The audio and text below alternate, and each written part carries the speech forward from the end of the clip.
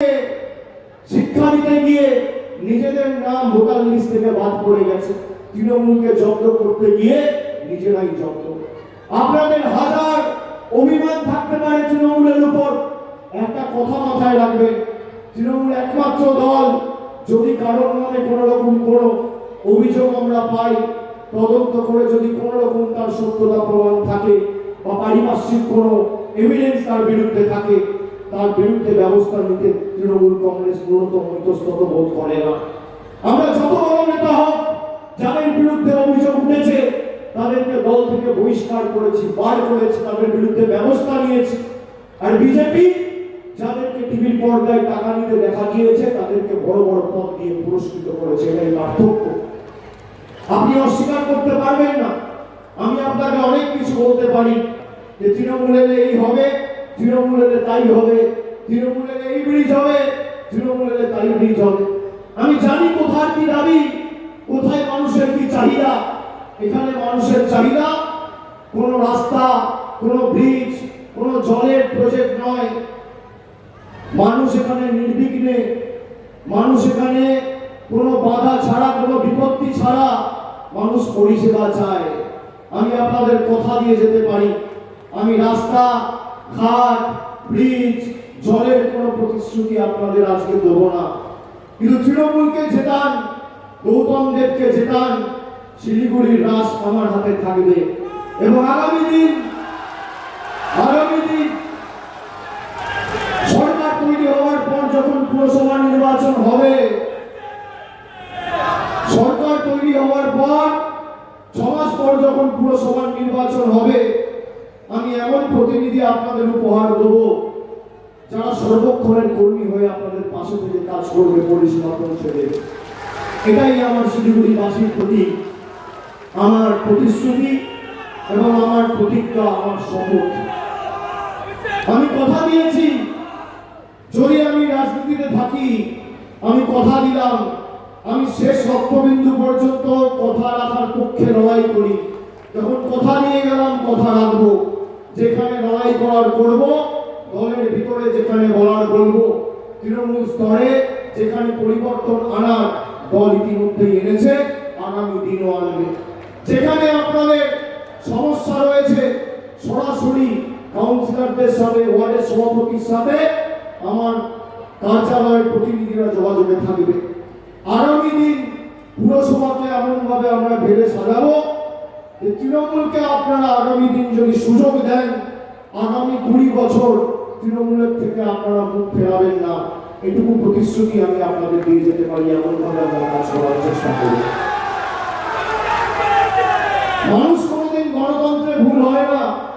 নিশ্চিতভাবে 2016 সালে আপনারা অশোক বাবুকে জিতিয়েছেন, 2021-এ আপনারা শঙ্কর ঘোষকে জিতিয়েছেন, 2026-এ আপনাদের গৌতম দেবকে জেতাতে হবে।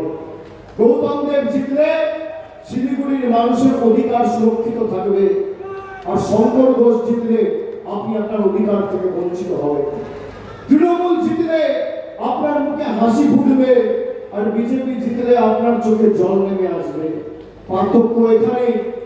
আমি আপনাদের সকলকে বলবো যে শিলিগুড়ি যে কাজ, যে কর্মসূচি আমরা করছি, মমতা বন্দ্যোপাধ্যায় ইতিমধ্যে মাটিগাড়াতে 350 কোটির বেশি মহাকাল মন্দিরের প্রজেক্ট ঘোষণা করেছে। তার বিরোধিতা করছে বিজেপি।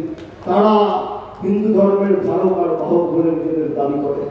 কালীঘাটে মাকালী মন্দিরে স্কাইওয়াক করেছে, দক্ষিণেশ্বরে স্কাইওয়াক করেছে, দীঘাতে জগন্নাথ ধাম হয়েছে। কিন্তু আমরা কোনোদিন ধর্মকে ঢাল করে রাজনীতি করি, আমরা কর্মকে ঢাল করে রাজনীতি করেছি।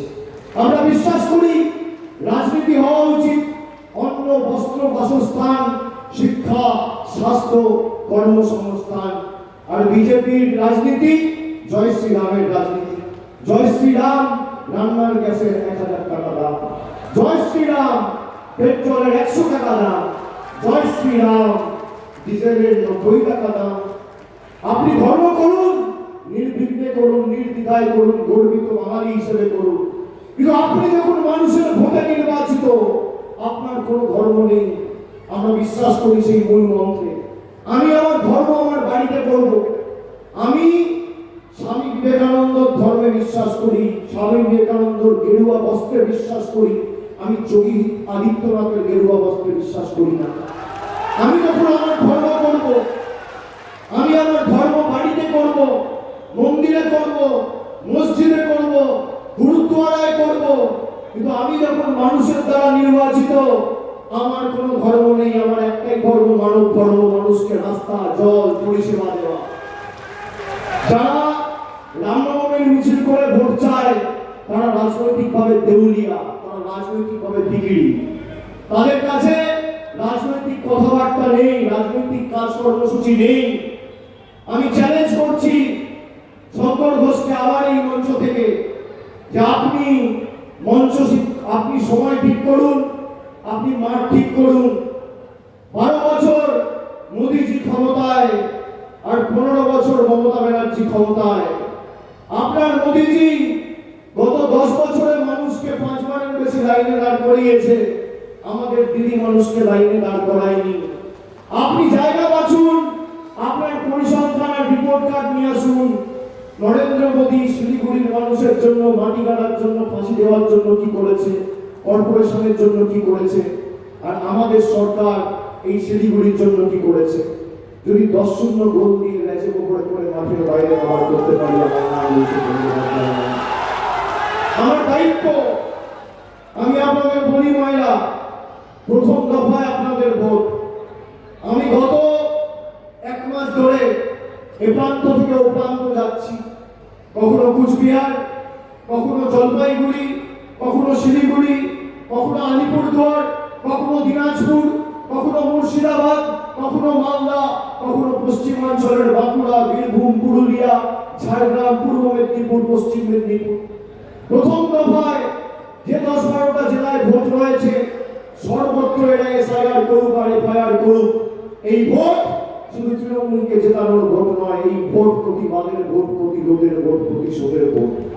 এবার লাইনে দাঁড়িয়ে এমন ভাবে জবাব দিতে হবে যে ভোট বাক্স যেদিন খুলবে পদ্ম ফুলের নেতারা যেন চোখে সর্ষে ফুল দেখে, আর তৃণমূলের ভোটারটা এমন ভাবে টিকবেন যেন দিল্লিতে আর গুজরাটে ভূমিকম্প হয়।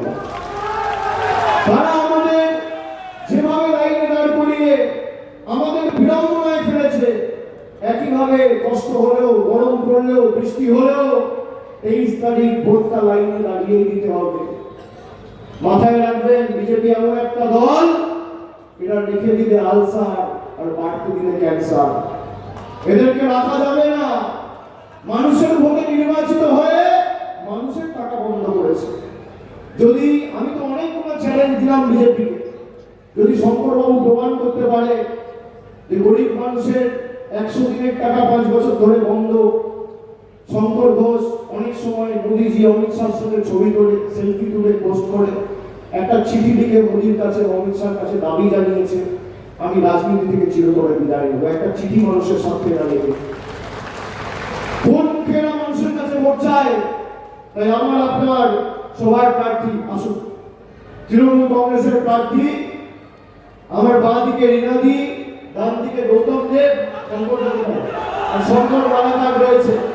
আমার আপনার সবার প্রার্থী মমতা বন্দ্যোপাধ্যায়ের প্রার্থী, চোরাফুলের প্রার্থী, তৃণমূলের প্রার্থী, মামাটি মানুষের প্রার্থী, শিলিগুড়ির প্রার্থী, মাটিগাড়ার প্রার্থী, ফাঁসি দেওয়ার প্রার্থী।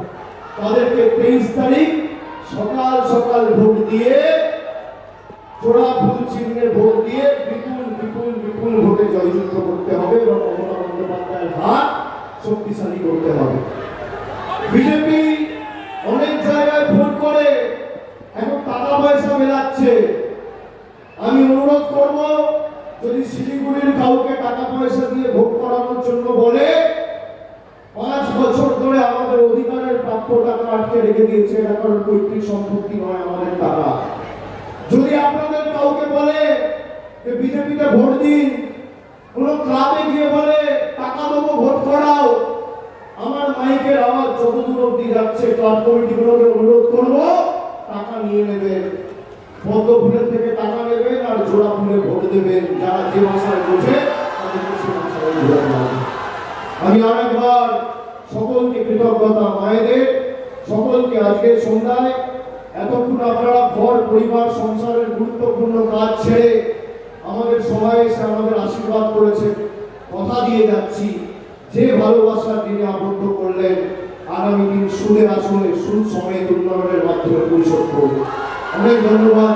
জয় হিন্দ, বন্দে মাতরম, তৃণমূল কংগ্রেস জিন্দাবাদ, মামাটি মানুষ জিন্দাবাদ। জয় হিন্দ, জয় বাংলা।